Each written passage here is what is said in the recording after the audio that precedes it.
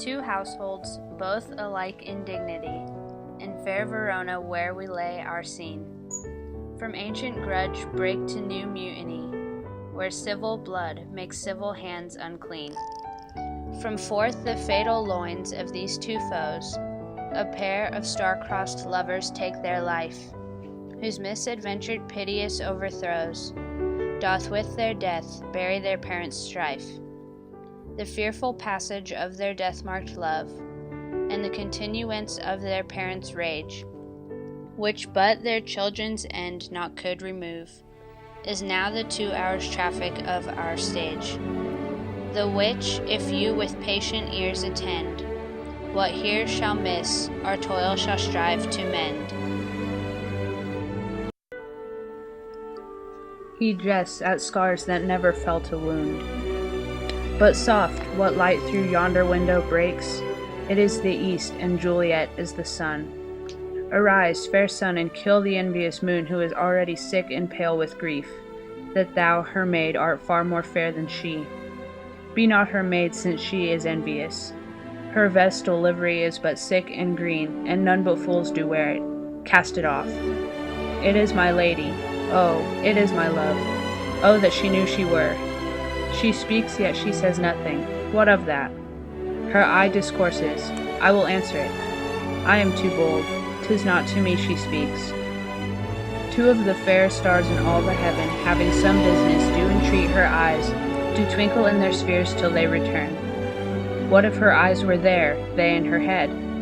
The brightness of her cheek would shame those stars as daylight doth a lamp.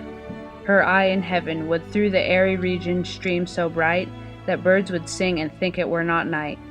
See how she leans her cheek upon her hand. Oh, that I were a glove upon that hand, that I might touch that cheek. Ay me. O speak again, bright angel, for thou art as glorious to this night being o'er my head, as is a winged messenger of heaven, unto the white upturned wondering eyes of mortals that fall back to gaze on him, when he bestrides the lazy puffing clouds and sails upon the bosom of the air. O Romeo, Romeo, wherefore art thou Romeo? Deny thy father and refuse thy name, or if thou wilt not, be but sworn my love, and I'll no longer be a Capulet. Shall I hear more, or shall I speak at this? 'Tis but thy name that is my enemy.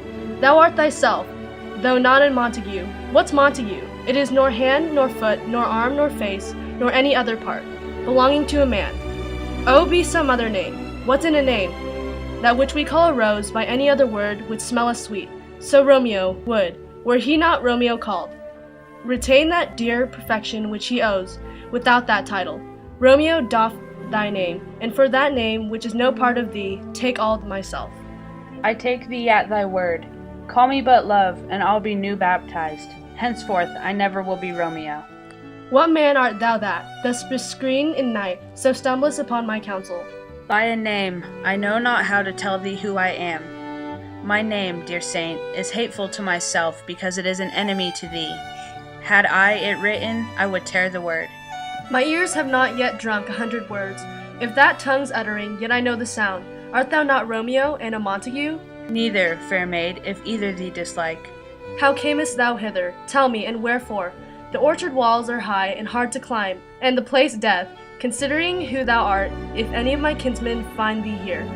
With love's light wings did I o'er-perch these walls, for stony limits cannot hold love out. And what love can do, that dares love attempt. Therefore thy kinsmen are no stop to me. If they do see thee, they will murder thee. Alack, there lies more peril in thine eye than 20 of their swords. Look thou but sweet, and I am proof against their enmity. I would not, for the world, they saw thee here.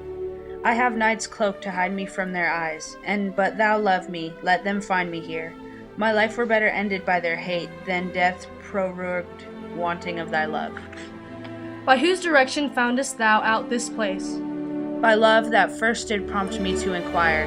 He lent me counsel, and I lent him eyes. I am no pilot, yet wert thou as far as that vast shore washed with the farthest sea, I would adventure for such merchandise. Thou knowest the mask of night is on my face, else would a maiden blush repaint my cheek. For that which thou hast heard me speak tonight, fain would I dwell on form, fain deny what I have spoke. But farewell, compliment. Dost thou love me? I know thou wilt say aye, and I will take thy word. Yet if thou swearest, thou mayest prove false. At lovers' perjuries, they say, Jove laughs. O gentle Romeo, if thou dost love, pronounce it faithfully. Or if thou thinkest I am too quickly won, I'll frown and be perverse, and say thee nay, so thou wilt woo. But else, not for the world, in truth, fair Montague, I am too fond, and therefore thou mayest think my behaviour light. But trust me, gentlemen, I'll prove more true than those that have more coin to be strange. I should have been more strange, I must confess, but that thou overheardest ere I was ware. My true love's passion, therefore, pardon me, and not impute this yielding to light love, which the dark night hath so discovered. Lady, by yonder blessed moon I vow, that tips with silver all these fruit tree tops. Oh, swear, not by the moon, the inconstant moon, that monthly changes in her circle orb, lest that thy love prove likewise variable. What shall I swear by? Do not swear at all, or if thou wilt, swear by thy gracious self, which is the god of my idolatry, and I'll believe thee. If my heart's dear love. Well, do not swear. Although I joy in thee, I have no joy of this contract tonight. It is too rash, too unadvised, too sudden, too like the lightning, which doth cease to be, ere one can say it lightens. Sweet good night. This bud of love, by summer's ripening breath, may prove a beauteous flower when next we meet. Good night, as sweet repose and rest come to thy heart as that within my breast. Oh, wilt thou leave me so unsatisfied? What satisfaction canst thou have tonight?